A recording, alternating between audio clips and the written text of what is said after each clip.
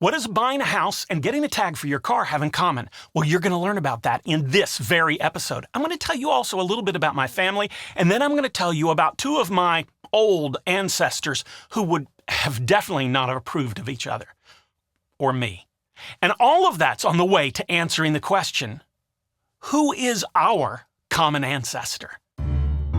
Welcome to the Sky Pilot podcast that explores questions of faith, spirituality, and religion. I'm Dan Matthews, and I don't have all the answers, but I do enjoy the questions.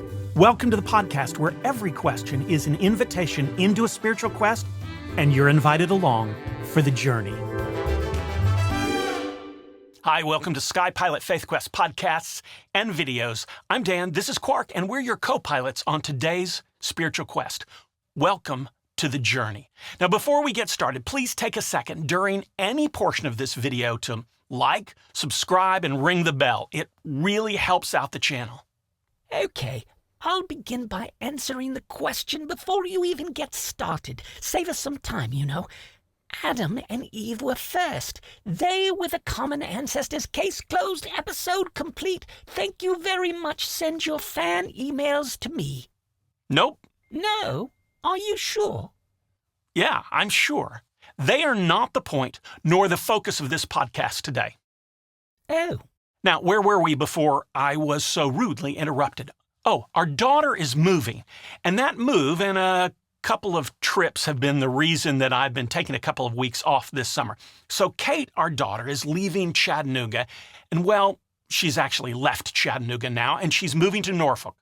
She is a school psychologist, doesn't really matter for this story, and she's going to be working there for the school system. Does this pertain to today's topic in any way, perhaps? Well, no, not directly. But yes, it is an explanation as to where today's topic came from. She's bought a house, which she just closed on very recently. And when she got ready to buy that house, she started asking me some questions about how the process went. And this is what I told her. I told her that the process, it isn't hard, but it is involved and at times very frustrating. Now, I have a theory that the people employed by lenders to oversee housing loans are all hired, well, directly from the DMV. You see, it's my experience that there are people at the DMV who have decided that, well, everyone needs to make 3 trips to the DMV.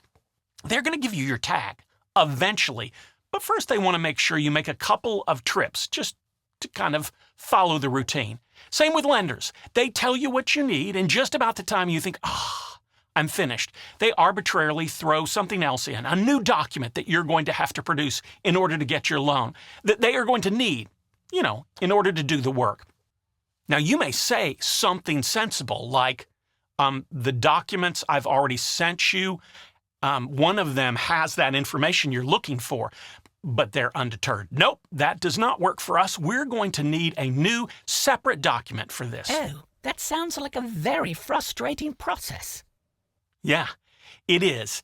And that's how we come to our topic today. Our daughter, Kate, was stressed and overwhelmed. Let's just say she was nearing her emotional breaking point in all of this process. So she needed some sort of mindless diversion that took her far away from the process she was dealing with. So she wound up on an ancestry site. Oh, like Ancestry.com? Yes, like that, but no, that was not the site. The site she used, I think, is called FamilySearch.org, which, interestingly, is a Mormon site. Mormon? Why? Well, yeah, okay, the Mormons, for a reason that's a little too extensive to go into here, maintain one of the most extensive and complete ancestry sites in the world, as I understand it. Anyway, Kate began to look around the site and then started to research, obviously, her own family. And as she began to go back generation after generation, she would call or text me with each latest discovery that she made. Well, each time she found one. This little rabbit hole of escape that she found kept her fully occupied for 6 or more hours that particular day. And she would call and say, hey, the first Daniel in our family landed in North Carolina and he came over from Scotland. And then she'd call me back another 15, 20 minutes later and say, hey, that Daniel who landed in North Carolina from Scotland wasn't born Daniel. He changed his name to Daniel when he reached the U.S. She loved the process of sleuthing. She loved piecing together what she could about family members she had well, never heard of, but just by looking at their family records, she could begin to piece together some pieces of their story. Eventually, all of this led to two big discoveries. On my mother's side, we're descended from a guy named John Alden, who came over on the Mayflower. He wasn't one of the original settlers, although he came over with the settlers. He was hired by the captain of the ship to take care of their barrels and, I think, be a general handyman. The colonists saw the value of having someone like him as a part of their group, and they lobbied him throughout the trip to remain with them as a part of their settlement when the ship left, which he did. The other interesting discovery was on my father's side. Our daughter found a connection tracing back to King James of Scotland. He's actually known by historians as King James the Sixth and the First. Oh, isn't that just like a member of your family to be the sixth and the first? How nonsensical. Okay, that's fair. He was James the Sixth of Scotland, and there was a uniting then after he became king. There was a uniting of Scottish, Irish, and English crowns into a single person, him, and so he became James the First of those group of nations. So he's both. I was pretty excited to see that we had, well, important ancestry. And then a couple of things dawned on me. Do you know how many current descendants there are in the world today of those original people from the Mayflower? Oh, I would imagine a lot. Hundreds, no. I would say several thousands, maybe even tens of thousands. Yeah, that's a great guess. I would have thought exactly the same. But there are 35 million Mayflower descendants living today, and 10 million of those live in the United States. So the sheer number means that they don't make me or our family as unique or as important as I might have thought.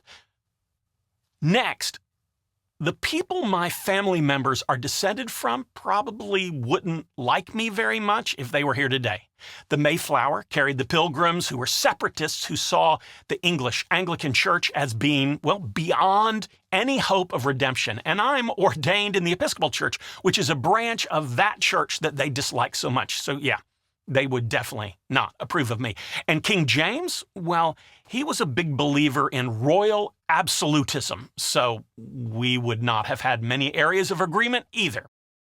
In a very real sense, this then led me to think about, what is it in my life that does make me special? Are you special? Yeah, I am, but in a very different way. We've come in our society, we've come today to believe that being unique is what makes us special. But I want to offer an alternative viewpoint. What if, instead of our differences, our uniqueness making us special, what if we came to realize that it is our commonality that makes us special? A number of years ago, I'm 20 or so, I did a DNA ancestry test. My family, my ancestors, if you go back far enough, originated in Africa. Now, think tens of thousands of years, not hundreds. It just so happened that right after doing this ancestry DNA test, I traveled to Africa. And as we were there, I found myself thinking that my ancestors came from this place, lived here a very, just add a lot of varies right there, long time ago. And then it dawned on me, of course, this wasn't my origin story. This was our origin story. I wasn't in the place where my family began. I was in the place where, in essence, humanity began. We all began right there. So, just asking for a friend, is there any mention of God or theology in this episode at all? Yeah, I'm getting there right now. If you believe in God, more specifically, if you believe in a creator God, meaning a God who created everything we know and, obviously in the process, created us, of course, then regardless of what religion you subscribe to, you believe that all of humanity shares a common origin. Now, for Christians, it's stated pretty clearly in the Bible. You can go to the Gospel of John, 1st chapter, verse 3. All things came into being through him, and without him, not one thing came into being. That is stated so bluntly, so clearly in the Bible, it's almost as if God, expected us to struggle with this idea. Every single one of us came into being. Every single one of us was created by the very same God. And that gives us a remarkable, very special, yet universally common ancestor, God. And it seems to me that the world would be a better place, and each of us would find ourselves, I'm thinking, living happier lives if we abandon the idea that uniqueness and differences make us special, but instead the common bond we share with one another because we all come from the same God. That's the thing that's more special than any other about us. That's the thing that really makes us special. And that's all for today. Oh, before I move on from that, I get a lot of people who respond to this kind of thing very angrily, saying that, no, we're not descendants of God. God created us. That's God's totally different from us, not the same. Let me just say, I disagree. That's not my viewpoint. For me, I'm aware that we are told in Scripture that we were created in the image of God, and that constantly the church has told us through generations that we are the children of God. I'm comfortable understanding those two things as meaning that we are God's descendants. We, humanity, we all share a single ancestor, benefactor, and creator, God. Another quick ask before we move on. Remember to click on the like, subscribe, and ring the bell. Please, it really helps this channel. And on your spiritual journey, may you ask questions, seek answers, and boldly go wherever the quest takes you. Thanks for joining us here today and being part of the SkyPilot Faith Quest community. This is a great place to ask questions you wouldn't feel comfortable or safe asking in other places. And remember, the sign of a strong faith, solid religion, or healthy spiritual journey is not certainty, but that you keep asking questions.